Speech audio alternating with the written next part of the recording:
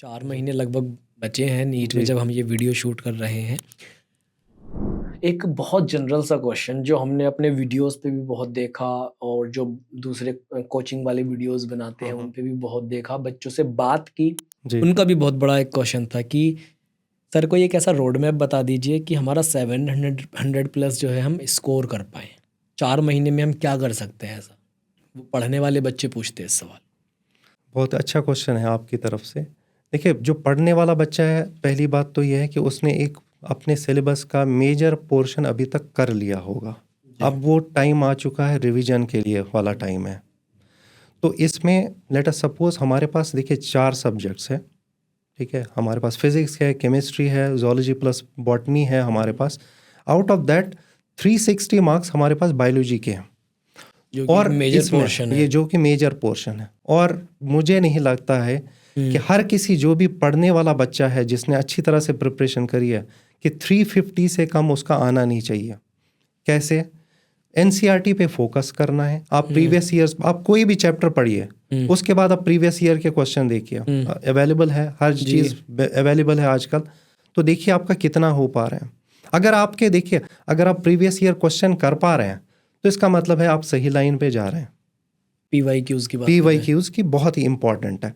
और अब हम क्या कर सकते हैं उसको एनहांस करने के लिए? और चीज़ें कर सकते हैं भाई। एनसीईआरटी बेस्ड क्वेश्चंस, बहुत सारी चीज़ें आती है। एनसीईआरटी को एक हमारे लिए बाइबल है यहाँ।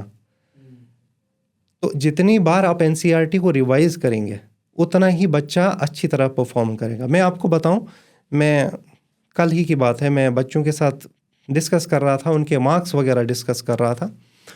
तो कुछ के बहुत अच्छे मार्क्स थे, कुछ के कम मार्क्स थे। तो मैंने उनसे यही क्वेश्चन जो मैं आपसे बता रहा हूँ, यही क्वेश्चन उनसे पूछा कि जिसके सबसे ज़्यादा मार्क्स थे, she had got 180 out of 180। तो उससे मैंने पूछा बेटा कितनी बार पढ़ा था? कि सर मैंने 5 बार पढ़ा था एनसीईआरटी जी, एक बुक जी।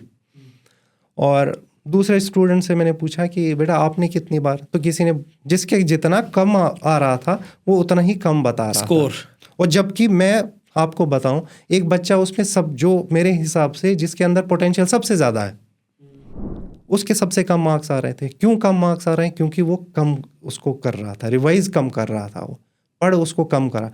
तो हमें फोकस पढ़ाई चाहिए।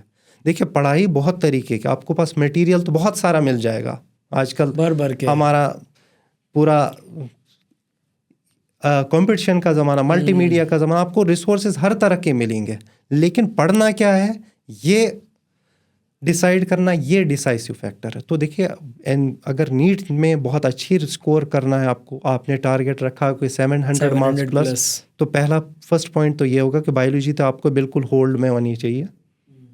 360 में से आप कह रहे हैं कि 350 तो आना ही चाहिए। और मुश्किल नहीं है, जैसे मैंने बोला कि एनसीईआरटी आप रिवाइज करते रहेंगे, कोई मुश्किल नहीं। बहुत सारे स्टूडेंट्स हमारे हैं जो पूरे मार्क्स लेके आते हैं, वो लगातार लेके आते हैं। तो ऐसे ही चीज़ हमें, अब आजकल के ट्रेंड में यही है कि इवन केमिस्ट्री में भी या फिजिक्स में भी एनसीईआरटी बेस्ड क्वेश्चंस आते हैं। तो वही सारी चीज़ें आपको करनी, आपको कुछ एक्स्ट्रा करने की ज़रूरत नहीं है। जितनी चीज़ें चल रही हैं, जो चीज़ें फोकस्ड है, जो हमारे 3-4 साल का ट्रेंड चला है, उसी पे आप ध्यान दीजिए, रिवाइज करते रहे। इम्पॉर्टेंट है रिवीजन, कि आप ज़्यादा स्टडी मटेरियल से ज़्यादा रिवीजन पे रखिए। जितना कम आपका स्टडी मटेरियल रहेगा उतना ज़्यादा सही रहेगा। क्योंकि 4 महीने तो बचे हैं, आप सिलेबस इसका मतलब कवर तो कर चुके होंगे बच्चे। अब आपको 700 स्कोर करना है तो रिवीजन करिए, रिवीजन PYQs करिए। जी बिल्कुल, यही सिंपल सा रोड मैप है। बिल्कुल ये रोड मैप है।